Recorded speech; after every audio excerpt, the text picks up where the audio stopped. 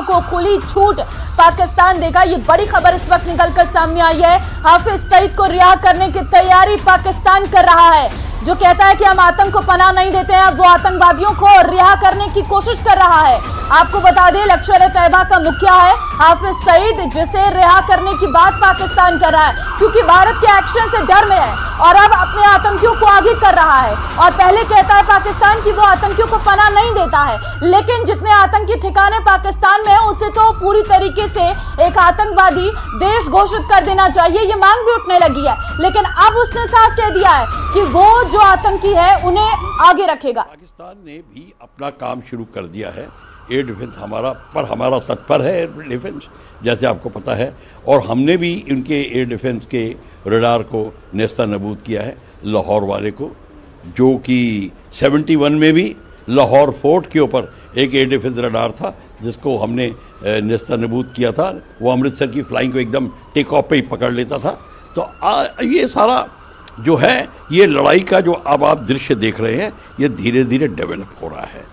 अभी खुशकिस्मती से रिहायशी इलाकों पे बॉम्बिंग नहीं हो रही। ड्रोन जो होता है ये इसके 5 किलो 4 किलो ऐसे जो एक वेपन ले जाता है, एक्सप्लोजिव ले जाता है, वो इतना नुकसान नहीं कर सकता।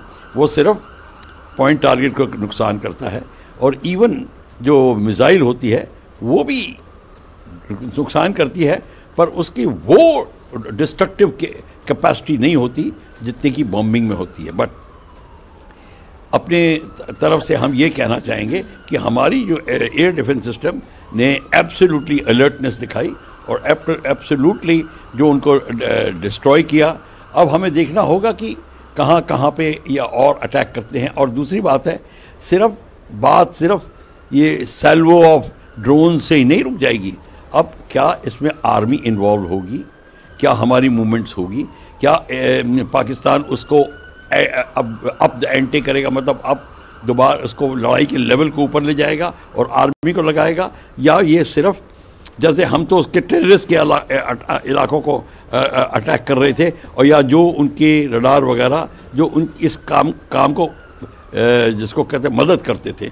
अब पाकिस्तान ने शुरू कर दिया है हमारे बाकी टारगेट पे बॉम्बिंग करना।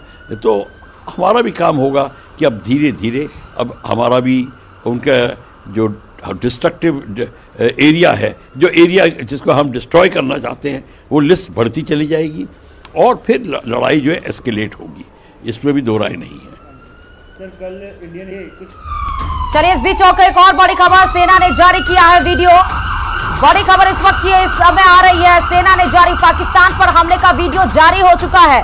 मंजर वो देख लीजिए और वो उन तमाम लोगों को जो सबूत मांगते हैं कि सेना ने क्या किया, तो पाक को किस तरह से करारा जवाब भारत की तरफ से दिया गया है। सेना ने पाकिस्तान की किस तरह से कमर तोड़ी है, सेना के द्वारा वो वीडियो जारी कर दिया गया है। वो तबाही का मंजर, वो उसकी नापाक हरकत को किस तरह से खाक में मिला दिया गया है और किस तरह से उसकी कमर तोड़ दी गई है। सेना ने एक वीडियो जारी कर दिया। इस वक्त की सबसे बड़ी खबर आपको बता रहे हैं, पाकिस्तान पर हमले का ये वीडियो जारी किया गया है। देखिए जरा आप, ये है वो वीडियो। आपको इस वीडियो में साफ पता चल पाएगा कि किस तरीके से इंडियन आर्मी के द्वारा ये वीडियो जारी किया गया है। और ये है वो वीडियो जिसमें ऑपरेशन सिंदूर का वो जिक्र कर रहा है।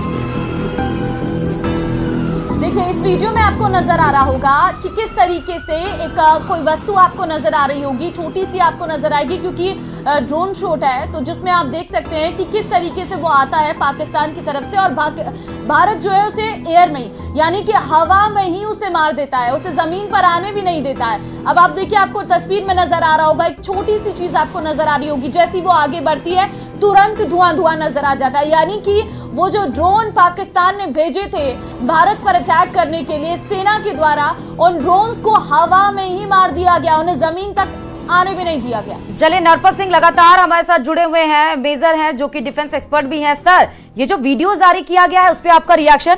दूसरी तरफ ये कि आतंकियों को खुली छूट दे दी है पाकिस्तान ने। जैसे हम पहले बात कर रहे थे कि उनके समझ में नहीं आ रहा करे क्या, तो हम जो सेना ने देखा हम तो लड़ नहीं सकते, और पहले भी हमारे लिए ये भाड़े के टट्टू और आतंकी लड़ रहे थे, उनको खुली छूट दी है।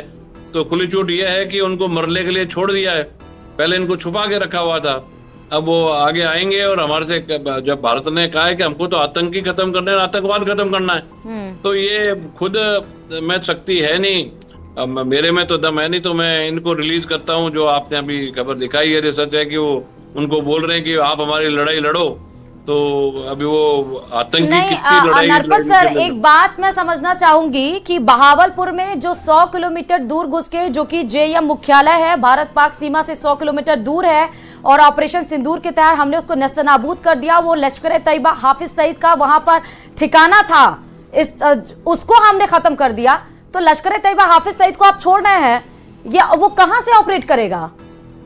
ठिकाना तो ध्वस्त हो गया उसका। तो ये जो जगह देते रखे, अभी तक उसको छुपा के रखा था इन्होंने अपने पास, उसको तो वहां से छुपा के पाकिस्तान की फौज ने जहाँ रखा है वहां से कहेंगे भी कुछ कर तू, अब खुद दे तो हो नहीं रहा, तो उसी को बोल रहे हैं, और वही छुपता भाग रहा है। अगर वो आएगा और करेगा तो भारत छोड़ेगा थोड़ी। जो भी अभी तो हमारा जो बिल्कुल क्लियर कट मैसेज पाकिस्तान को दिया गया कि आतंकवाद और आतंकवादी ये खत्म करेंगे या तुम बाज आ जाओ। लेकिन आपसे ये भी जानना चाहेंगे मेजर कि किस तरीके से भारत का सिस्टम जो है पाकिस्तान पर हमला कर सकता है। हम देख रहे हैं कि एयर डिफेंस सिस्टम तो लगातार एक्टिव है, लेकिन अब क्या वक्त सेना को आगे लाने का आ गया है?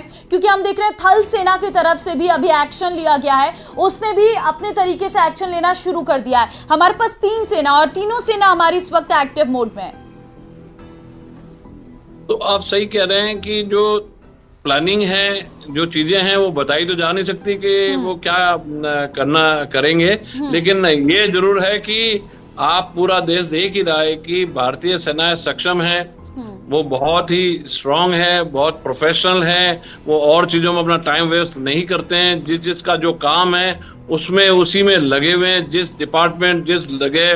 जब आपने बात की एयर डिफेंस की, तो पूरा S-40 से लेके दूसरी जो हमारी मिसाइल है, जो आकाश मिसाइल है या दूसरी मिसाइल, सब अपना वो अलग काम कर रहे हैं। फिर इसके बाद एयर डिफेंस रेजिमेंट होती है जिसके पास एयर डिफेंस गन्स हैं, जो एंड में कुछ आप देखते हैं तो वो अभी आप आपके चैनल पे बता भी रहे थे, नाम ले रहे थे, तो हमारी जो बाकी जो एयर डिफेंस पूरी एक संस्था है, आर्मी और एयरफोर्स के पास में एयर डिफेंस की अपनी मिसाइल है, वो सब इंटीग्रेटेड होके काम कर रही है और आगे भी करेगी।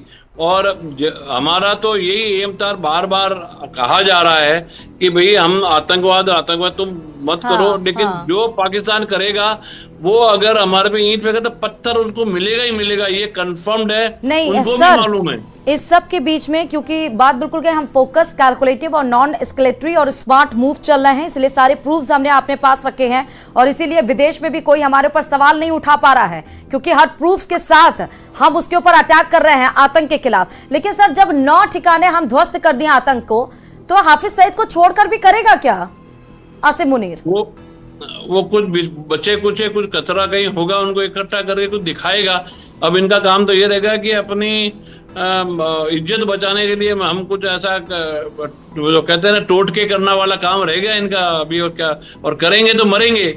तो बच्चे कुछ भी खत्म कराने हैं तो उनको खत्म कराएगा। क्योंकि सर वाटर स्ट्राइक हमने कर दी, वाटर स्ट्राइक ये की कि पाकिस्तान को अपने नौकाओं का परमिट रोकना पड़ दिया, लैंड पे वो ध्वस्त नहीं, हमारी S-400 हमारे सरजमी पर रहकर उनकी 50 ड्रोन को खत्म कर देती है, हम उनका एवैक्स खत्म कर दिए, 3 फाइटर जेट खत्म कर दिया, इस्लामाबाद अटैक कर दिया, एयर बेस डिफेंस खत्म कर दिया, तो एयर स्ट्राइक तो उनकी फुस नजर आ गई।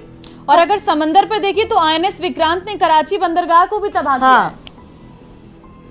तो क्या गलियों से रेंगते हुए आएगा क्या हाफिज सईद?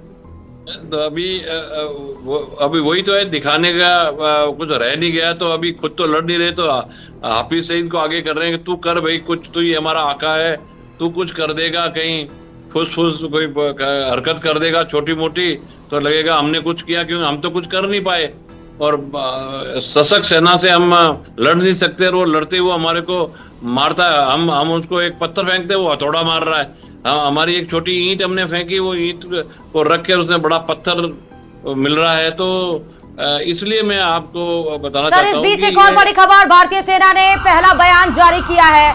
पहला बयान इन सब के बीच में जारी किया गया है। कल रात पाकिस्तान को मुंहतोड़ जवाब दिया गया सेना की तरफ से, यह आधिकारिक पुष्टि की गई है। जवाब आ गया। 8 और 9 मई को पाकिस्तान ने हमले की कोशिश की, लेकिन पाकिस्तान के इस हमले को हमने नाकाम किया। पाकिस्तान के सभी ड्रोन हमले नाकाम किए गए, सेना की तरफ से कहा गया है। कल रात पाकिस्तान को मुंह तोड़ जवाब दिया गया है। देखिए, हम इंतजार कर रहे थे कि आखिर सेना का क्या बयान सामने आता है। पहले भारतीय सेना ने एक वीडियो जारी किया और वो पहला वीडियो जारी किया गया और अब पहला बयान सामने आया है। कल रात पाकिस्तान को मुंह तोड़ जवाब दिया है, सेना की तरफ से कहा गया है। साथ ही कहा गया है कि 8 और 9 मई को पाकिस्तान ने हमले की कोशिश की। सेना की तरफ से यह भी कहा गया है कि पाकिस्तान के सभी ड्रोन हमले नाकाम किए गए। नरपत सर, इस पे छोटा सा रिएक्शन आपका। ये जैसे कि हम बात कर रहे थे, आपके चैनल से सब जगह से आ रहा था। अब जो ऑथेंटिक उन्होंने बोला है और लोगों ने देखा है, मैं तो बिल्कुल बॉर्डर एरिया में हूं और वहीं देख रहा हूं और हमारे लोगों से टच में, वो कह रहे थे कि उनका एक भी ड्रोन, एक भी। इस बीच एक और बड़ी खबर, भारत ने चिनाब नदी का पानी छोड़ा है। बड़ी खबर इस वक्त की आ रही है, जहां पर अभी एक बड़ी खबर आई कि भारतीय सेना ने बात बताई कि जितनी नापाक हरकत की गई 8 और 9 मई को उसका करारा जवाब दिया गया। तो ये भारत ने चिनाब नदी का पानी छोड़ दिया है वाटर स्ट्राइक के जरिए, जहां पर हमने इंडस वाटर ट्रीटी खत्म किया था, चिनाब नदी का पानी हमने रोक दिया था, तो अब चिनाब नदी का पानी छोड़ा गया है। इस वक्त की सबसे बड़ी खबर है। लेकिन अब बड़ा सवाल है, ऑपरेशन सिंदूर के बाद अब क्या जल प्रहार? क्योंकि भारत ने चिनाब नदी का पानी यहां पर छोड़ दिया है और बिना सूचना दिए ये चिनाब नदी का पानी छोड़ा गया है। पाकिस्तान में अब बाढ़ जैसे हालात हो सकते हैं, क्योंकि अब ऑपरेशन सिंदूर के बाद जल प्रहार हर तरीके से, मेजर जनरल, जिस तरीके से ऑपरेशन सिंदूर के बाद अब जल प्रहार देखने को मिला है, चिनाब नदी का पानी छोड़ दिया गया है। हर तरफ से पाकिस्तान को घेरने की पूरी प्लानिंग है।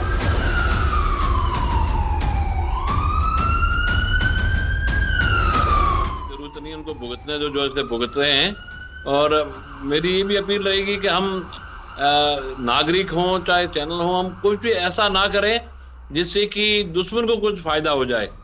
और हम अपना जो आ रहा है, ऑथेंटिक न्यूज आ रही है, जो हमारे को भारतीय सेना से आ रही है, वहाँ वॉर रूम से आ रही है, ब्रीफिंग से आ रही है, और जो ग्राउंड में हमारे जो आपके लोग भी सब मैं देख रहा हूँ सब जगह हैं, और देख के और जो हमारा मोराल अप है वो सही में है, और वो जिस ढंग से हमने जवाब दिया है वो उनको मालूम चल रहा है। और मैं तो हमेशा आपके जरिए अपने दर्शकों से भी कहूंगा कि हम ऐसी कोई हरकत ना करें जिससे दुश्मन को फायदा हो। नहीं, ये चिनाब नदी का पानी छोड़ने से सर इसमें दुश्मन देश को क्या फायदा होगा, ये समझ नहीं पाए आपका स्टेटमेंट।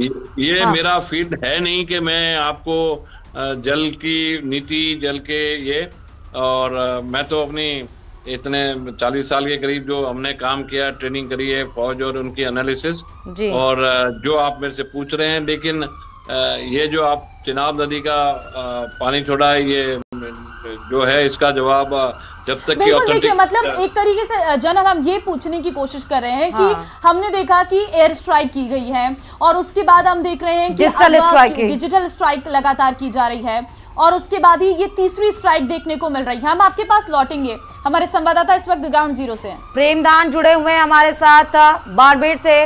प्रेमदान, क्या स्थिति अभी वहां पे, क्योंकि चिनाब नदी बिना पूछे कुछ और उसको खोल दिया गया डिजिटल एयर स्ट्राइक के बाद और इकोनॉमिक स्ट्राइक के बाद अब वाटर स्ट्राइक, यानी कि पाकिस्तान को डुबो के भी हम मारेंगे।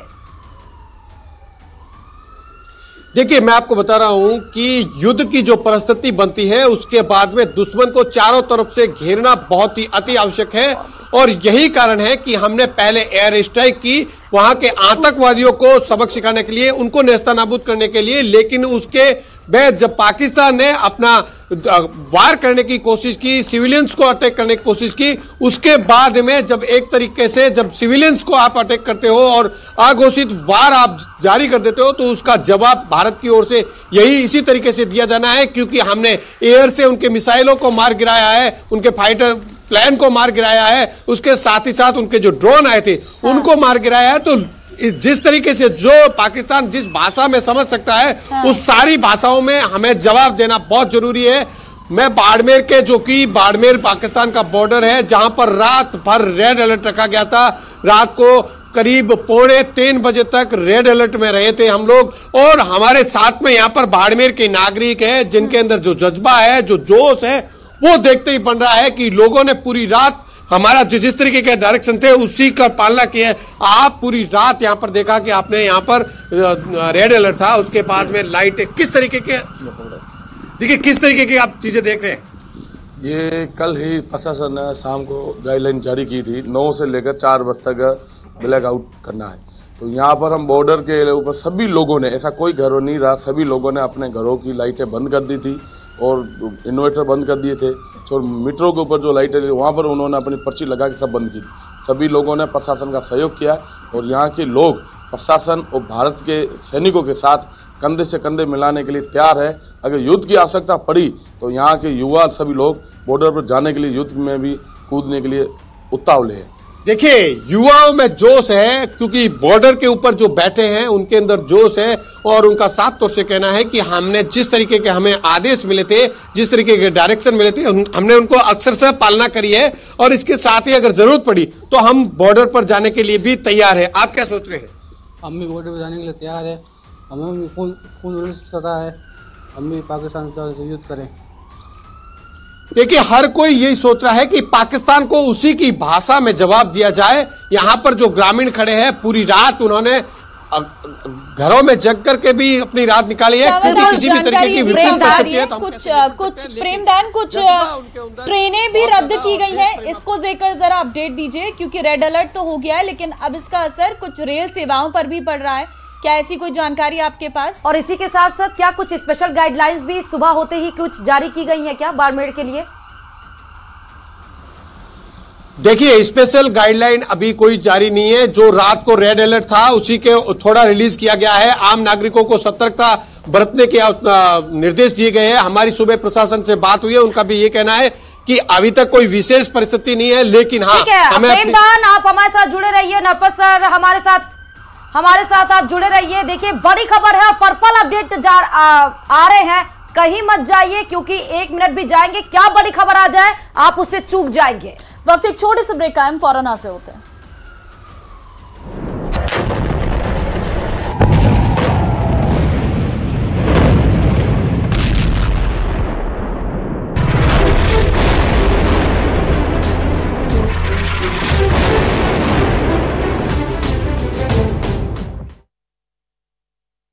सायरन बजता हुआ नजर आ रहा है और जम्मू में तो ब्लैकआउट कर दिया गया है। बात अगर हम राजस्थान की कर ले, वहां से भी जो तस्वीरें हम देख पा रहे हैं, वहां पर भी अब जो पुलिस के अधिकारी हैं उनकी छुट्टियां रद्द कर दी गई हैं और अब सायरन भी बजाया जा रहा है। लोगों को सतर्क रहने के अब जो है अपील की जा रही है। साथ ही साथ सोशल मीडिया पर भी अफवाह जो फैलाए जा रहे हैं, पुलिस प्रशासन की तरफ से यही कहना है कि इस पर बिल्कुल भी ध्यान देने की जरूरत नहीं है। राजस्थान की बात कर ले तो देखिए बहुत सारे जोधपुर, बीकानेर, बाड़मेर, जैसलमेर, ये सरहदी इलाका जहां पर और बिल्कुल आयुषी, और इसके साथ साथ श्री गंगानगर में भी जी बिल्कुल हेमंत, क्योंकि श्री गंगानगर जो कि सेंसिटिव जोन हो जाता है, वहां से हमारे संवाददाता अशोक जुड़े हुए थे और आपको पता भी होगा हम कई खबरें ऐसी चलाते भी रहते हैं जहां पर श्री गंगानगर में बहुत बार ऐसी तस्वीरें देखने को मिली हैं जहां पर ड्रोन गिराए गए हैं, लेकिन वहां पर अभी जो व्यवस्था है पूरी तरीके से बढ़ा दी गई है। और कल ही आपने देखा मंजू बागबार ने आदेश जारी किए थे कि वहां पर जितने भी अधिकारी हैं उनको लगा दिया गया है, पूरी तरीके से मॉनिटरिंग की जा रही है। राज्य सरकार पूरी तरीके से अब अलर्ट है। बिल्कुल आयुषी, ये भी जानकारी सामने आई थी कि पश्चिमी सीमा से, जिसमें बाड़मेर, जैसलमेर का इलाका भी शामिल है, श्री गंगानगर का इलाका भी शामिल है, यहां पर भी आज पूरी तरह से ब्लैकआउट रखा गया 9 बजे से लेकर के सुबह 4 बजे तक। और जम्मू की तस्वीरें हम अपने दर्शकों को दिखाई रहे हैं। बिल्कुल, क्योंकि देखिए जो पाकिस्तान बिल्कुल भी सुधरने का नाम नहीं ले रहा है, इतनी ज्यादा हमने चेतावनी भी कर दिया है। अब देखा होगा हेमंत आपने, साफ तौर पर एस जयशंकर की तरफ से यह कहा गया है कि अगर पाकिस्तान